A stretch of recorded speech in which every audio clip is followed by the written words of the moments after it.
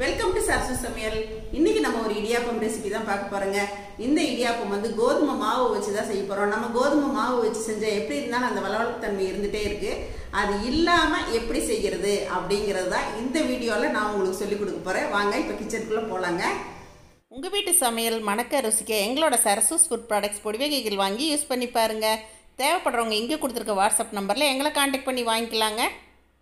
இந்த லிஸ்ட்டில் இருக்க பொடி வகைகள் எல்லாமே எங்ககிட்ட கிடைக்குங்க. இப்போ நம்ம செய்ய போகிற கோதுமை இடியாப்பத்துக்கு நான் 1 டம்ளர் அளவுக்கு கோதுமை மாவு எடுத்திருக்கேங்க. அதுலேயே வந்து கால் டம்ளருக்கும் ரொம்ப குறைவாக தான் இடியாப்ப மாவு எடுத்திருக்கேன். இந்த இடியாப்ப மாவு சேர்க்கும்போது வந்து அந்த வளவளப்பு இல்லாமல் கொஞ்சம் நல்லாயிருக்கும். அதுக்காக தான் நம்ம கொஞ்சமாக இடியாப்ப மாவு சேர்க்குறோம். இப்போ எடுத்து வச்சுருக்க கோதுமை மாவு ஒரு பாத்திரத்தில் சேர்த்துடலாங்க. இந்த இடியாப்ப மாவே சேர்த்துறேன். உப்பு கொஞ்சம் தேவைக்கு சேர்த்துக்கலாங்க. இப்போ கையில் நல்லா கலந்து விட்டுறலாங்க.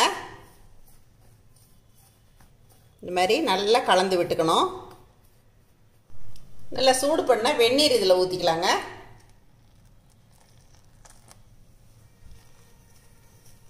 இந்த மாதிரி கலந்து விட்டுக்கலாம்.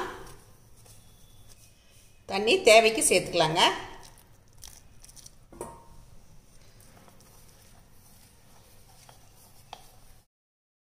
நல்லா கை பொறுக்கிற சூடு வந்தோடனே இந்த மாதிரி கையிலேயே நல்லா பிசைஞ்சு விட்டுக்கலாங்க. இந்த மாதிரி கொஞ்சம் கொஞ்சமாவாக நம்ம பிசைஞ்சு எடுத்துக்கலாங்க. இப்போ பிசைஞ்ச மாவில் ஒரே ஒரு சொட்டு எண்ணெய் சேர்த்துக்கலாங்க. இப்போ இதை அப்படியே மூடி வச்சிடலாம்.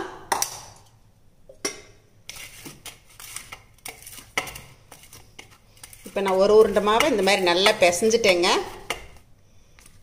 இந்த மாதிரி வாழை இலையில் எண்ணெய் தடவி வச்சுருக்கேங்க. நீங்கள் எண்ணெய் இல்லைன்னா நெய் தடவிக்கலாம். இப்போது இடியாப்ப கட்டையில் நம்ம பிசைஞ்ச மாவை சேர்த்துடலாம். இப்போ நம்ம வாழை இலையில் தாங்க பிழிய போகிறோம். பாருங்க நல்லா பிழிய வருது.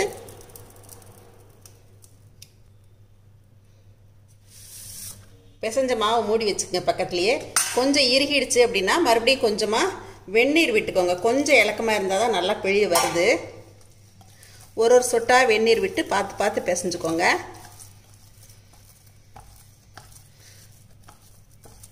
கொஞ்சம் இந்த மாதிரி கொழகொழப்பாக இருந்தால் தான் நல்லா பிழியறதுக்கு நல்லா வருதுங்க. ரொம்ப இருகலாக இருக்கக்கூடாது மாவு.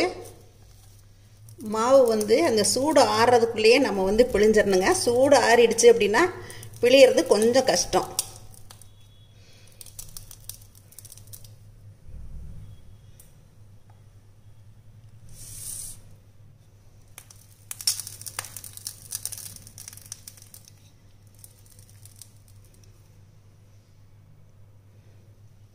இப்போ நான் இடியாப்பம் எல்லாமே இந்த மாதிரி பிழிஞ்சு விட்டுட்டேங்க. இட்லி பானை ஆவியில் வேக வச்சிடலாம்.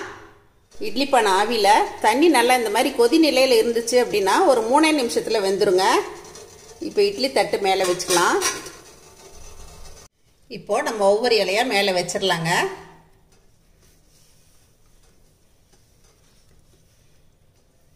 ஒன்று மேலே ஒன்று கூட வைக்கலாம், அது நல்லா வெந்துடும்.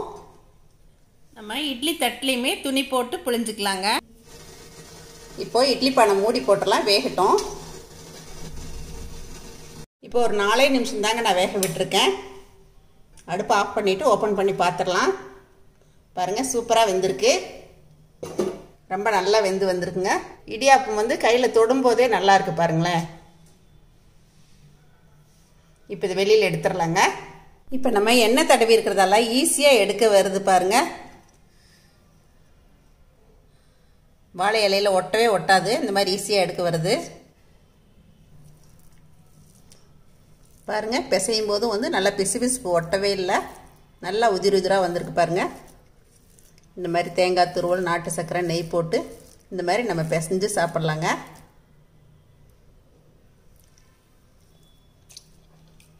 டேஸ்ட்டு ரொம்பவே சூப்பராக வந்திருக்குங்க.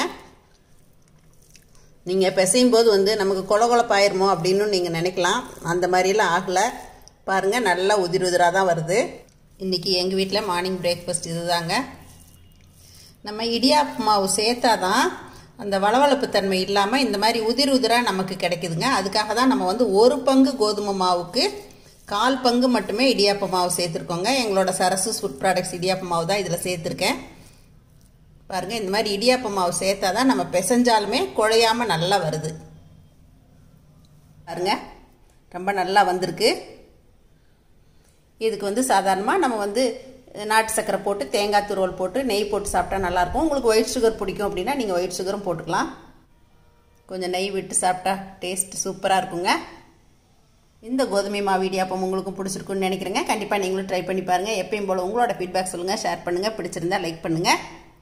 நன்றி, வணக்கம். சரசு சமையல் பாருங்கள், சமையல் நல்லா பண்ணுங்கள்.